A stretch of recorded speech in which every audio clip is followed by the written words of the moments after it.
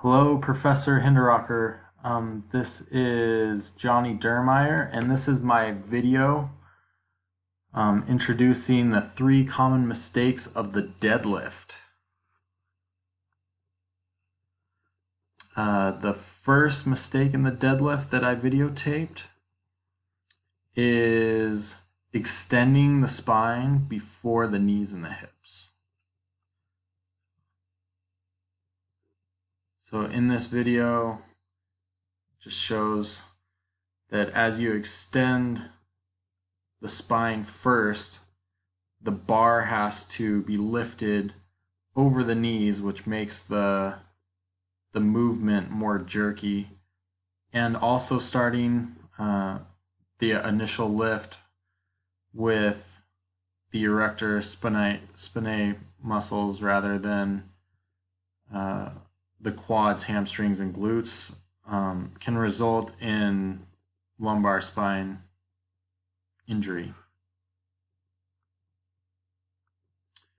All right, my second mistake in this video is you can see at the starting position the elbows are completely extended, which is good, but the scapula is protracted and it's not going to retract until the end of the lift. And there's overextension of the lumbar spine.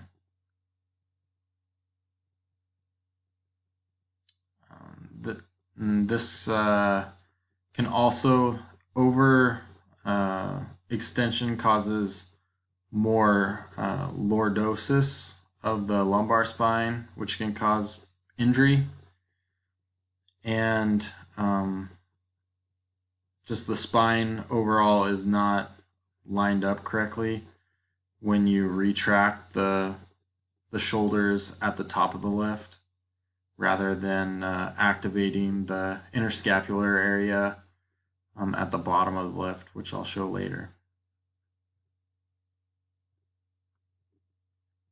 Okay, and then my third mistake, starting off, you can see how far in front, anterior of my toes, the bar is, and this makes it so if in my circumstance I'm not lifting any weight, but if you were lifting weight, it would be nearly impossible to lift up this this load because your axis is shifted from, instead of being on your hips, it's going to be your mid back, and it's just nearly impossible to do. So most people end up having this excess movement, which will be the bar rolling forward and the hips dropping.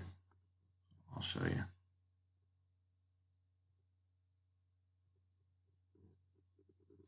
And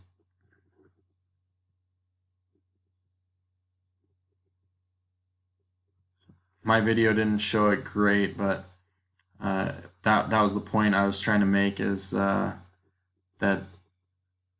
if you start with the bar too far anteriorly, that your balance will be off because you'll be on your toes rather than on your midfoot, and it just creates a lot of movement that's unneeded and doesn't actually move the load. Lastly, I have a proper deadlift.